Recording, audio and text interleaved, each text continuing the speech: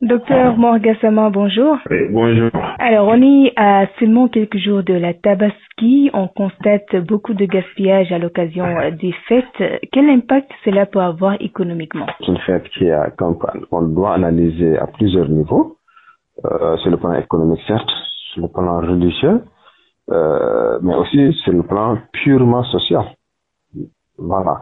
C'est une occasion, en tout cas pour les pères de famille, de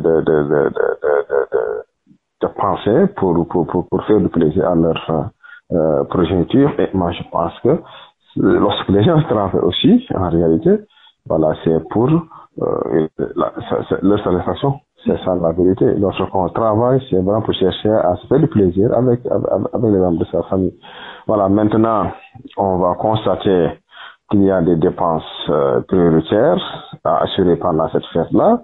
Cela ne devrait pas ausculter les dépenses traditionnelles. Quand les personnes effectuent tous les mois. Ça veut dire que là, il faudrait vraiment pousser les gens ou encore les rappeler à l'ordre pour qu'ils puissent éviter de faire des dérapages. Je pense que c'est ce qui est plus important. Et les activités sont aussi au ralenti. Beaucoup de travailleurs voyagent, disons, à l'occasion de ces fêtes-là.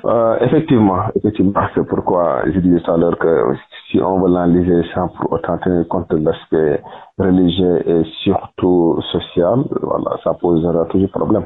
Parce que si vous parlez par exemple des régions de l'intérieur, voilà, souvent c'est une occasion unique ou l'une des rares occasions où les membres d'une famille ou d'un quartier, d'un village, qui sont dans des endroits donc divers se retrouvent en un instant T pour pouvoir discuter, échanger et se rappeler donc du bon vieux temps. C'est pourquoi c'est très important. Maintenant, les déplacements aussi vont engendrer des coûts.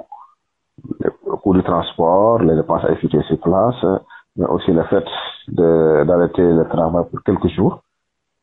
Surtout, par exemple, ceux qui sont dans le secteur informel, parce que ceux qui sont dans le secteur formel, souvent, ils déposent quelques jours de congé.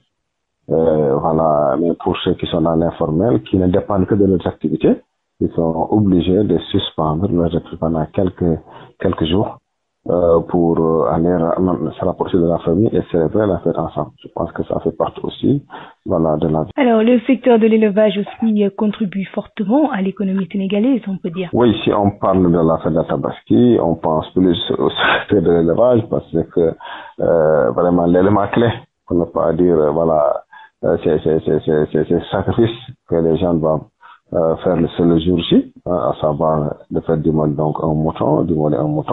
Ça veut dire que vraiment c'est un secteur qui est en pleine expansion et pouvoir, bon, chaque fois qu'on se dirige vers cette fête, les autorités font des estimations par rapport aux besoins en mouton et cherchent autant que possible à assurer un approvisionnement correct du marché. Donc, on pense que 840 à 850 000 bêtes, voilà, devraient suffire largement pour satisfaire la demande des Sénégalais. Mais il y a cependant le vol de bétail que l'on constate aussi. Ça, c'est un phénomène récurrent. Il y a beaucoup de discussions autour de la question. Les gens sont allés jusqu'à parler de la criminalisation du vol de bétail. Mais je pense qu'il faudrait peut-être aller plus loin en se servant davantage des outils des technologies, essayer de pouvoir faire le marquage du bétail, mais aussi pouvoir les repérer, quelle que soit leur position. Et je pense que la technologie existe, on devrait pouvoir s'en servir.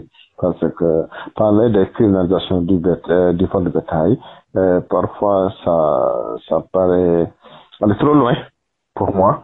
Parce que quelqu'un même qui vole, voilà, 2, 3 ou même 5 moutons, vous voulez les juger comme un criminel, à côté, il y a quelqu'un qui a volé ou détourné des millions, vous voulez les juger, voilà, de la façon la plus simple, ça paraît, voilà, très, très inégalitaire. Mais aujourd'hui, on peut dire que, quand même, le Sénégal connaît beaucoup de pertes concernant cela, économiquement parlant, bien sûr. Tout à fait. D'ailleurs, dans la plupart du temps, dans le monde rural, beaucoup de gens qui s'adonnaient à ce petit élevage-là, souvent ont abdiqué. Parce qu'ils se disent que ça ne sert plus à rien de le faire, parce qu'à la dernière minute, les gens on va le voler. Et si tu as la chance, on va juste prendre ton bétail, mais si tu n'as pas de chance, peut-être même tu peux perdre la vie. Finalement, beaucoup de gens préfèrent abandonner. Si on arrive à renforcer la sécurité, je pense que ça pourrait encore donner de l'espoir. Régulariser davantage les liens d'abattage et surtout le transfert du bétail. Et c'est important. Alors parlons également de l'évolution de la reddition des comptes. Comment trouvez-vous justement la situation? En tout cas, ce qui est intéressant pour la réduction des comptes, jusqu'à présent, la plupart des gens qui ont été inculpés n'ont pas remis en cause ce qu'on leur a reproché.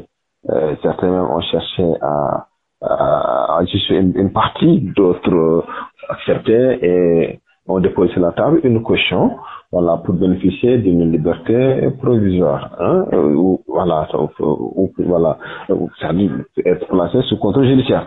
Donc cela montre qu'il y avait vraiment beaucoup de dérapages et au-delà maintenant de ce qui est en train d'être fait, il faudrait surtout tirer les enseignements et essayer de faire évoluer même les textes en tant que tels. Parce que quelqu'un qui détourne l'argent du contribuable, on prend par exemple 100 millions ou 200 millions pendant quelques années, tu es inculpé, tu viens, on te demande de verser la caution, tu verses la même somme et tu es libre, tu as causé un tort, au contribuable. Parce que cet argent-là aurait pu servir à autre chose. Si vous prenez juste l'exemple de la santé, avec certains médicaments ou encore, si on utilise cet argent pour construire d'autres structures de santé ou même acheter des ambulances pour transférer les malades, peut-être on aurait dû sauver des vies. Donc, avec ces gens-là, en dehors du dépôt de caution, moi je pense qu'ils doivent aussi être sanctionnés sévèrement, ne serait-ce que pour alerter et aviser les autres qui sont en position pour éviter d'avoir un tel comportement. Parce que, on a l'habitude de le dire, pour être efficace, une sanction doit être dissuasive. Parce que l'objectif qui est visé, c'est pas de mettre les gens en prison, pour les priver de liberté autres, mais c'est plutôt, de les pousser à éviter de répéter de pareilles choses. Et économiquement, c'est beaucoup de pertes pour le Sénégal. Tout à fait. Parce que ce qu'il explique, ce sont surtout les surfacturations et autres traitements ou comportements de corruption. Alors en réalité, tout cet argent-là qui circule entre ces particuliers-là appartient aux contribuables et devait servir à faire avancer certains projets de l'État. Ce qui devrait pouvoir même impacter économiquement le niveau du bien-être de la population. C'est pourquoi ce sont des comportements à sanctionner et à bannir à jamais. Avec le fonds force Covid-19, on a vu qu'on a vécu quand même des moments très difficiles et aujourd'hui on entend des milliards qui circulent. Oui, on se souvient encore de la publication de ce rapport.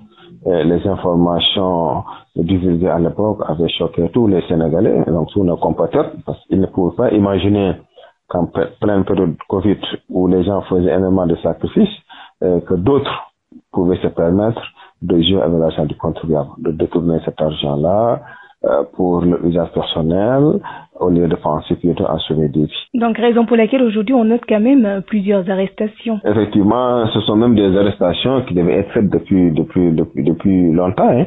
Je rappelle au passage que l'enquête de la DIC, Division des investigations criminelles, a été bouclée depuis juillet 2023. Tout ce qui restait, c'était de transmettre le rapport à qui de droit pour que les gens puissent se rendre compte.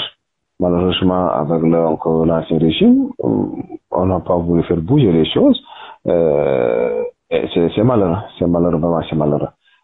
Si on entend certains parler un peu de ce rapport-là, vous avez comme l'impression qu'il s'agit de quelque chose de nouveau, alors qu'en réalité, c'est quelque chose qui devait être fait depuis au moins 1 an et demi. Et justement, aujourd'hui, quel est le défi de l'économie sénégalaise? Je pense que c'est d'abord la transparence dans la gestion des deniers publics. Parce que pour qu'il y ait une adhésion massive, en tout cas de nos compatriotes dans tout ce que l'État fait, il faudrait d'abord insister davantage sur la gestion des deniers publics. Sinon, les gens ont toujours eu l'impression que ceux qui sont dans certaines positions souvent s'occupent plus donc d'eux-mêmes que de la population. Je pense que avec la réduction des comptes et la rigueur imposée par les autorités depuis leur arrivée, on sent quand même une certaine différence. Et on souhaiterait en tout cas que cela continue. L'autre défi majeur qu'on ne peut pas occulter, c'est surtout cette notion de souveraineté alimentaire et énergétique. La souveraineté alimentaire, c'est important. Donc nous importons énormément de denrées alimentaires, plus de 1000 milliards, alors qu'on a la possibilité de produire tout ça presque chez nous. Imaginez le riz. Si le riz, on importe plus de 1,3 million tonnes, ce qui nous coûte plus de 302 milliards. Le blé, où vraiment, a mis en place au moins 5 variétés de blé, donc, alors que nous sommes à plus de 189 milliards, donc environ 800 000 tonnes, 800 et quelques mille tonnes, importées, etc. Nous devons mettre l'accent sur la production. Parce que si on arrive à relever ce défi déjà, ça allait impacter positivement sur l'emploi, mais aussi sur la maîtrise des prix. Parce qu'on a beau théoriser la baisse des prix, mais si vous n'avez aucun contrôle sur la production, il sera très difficile de pouvoir maîtriser les prix. Malheureusement, c'est ce qui nous arrive souvent. Après, maintenant, si vous parlez d'une forte production, en grande quantité, il faudrait aussi, en toute logique, penser aussi à la transformation, ce qui nous mène à l'industrialisation. Vous ne pouvez pas imaginer, plus de 60 ans après les indépendances, nous sommes toujours au stade embryonnaire de notre industrialisation. Voilà, ce qui est quand même dommage et regrettable. En tout cas, merci Dr Mor Gassama d'avoir accepté d'être notre invité de la matinale. Je rappelle que vous êtes un économiste. Merci surtout pour votre disponibilité. Je vous en prie.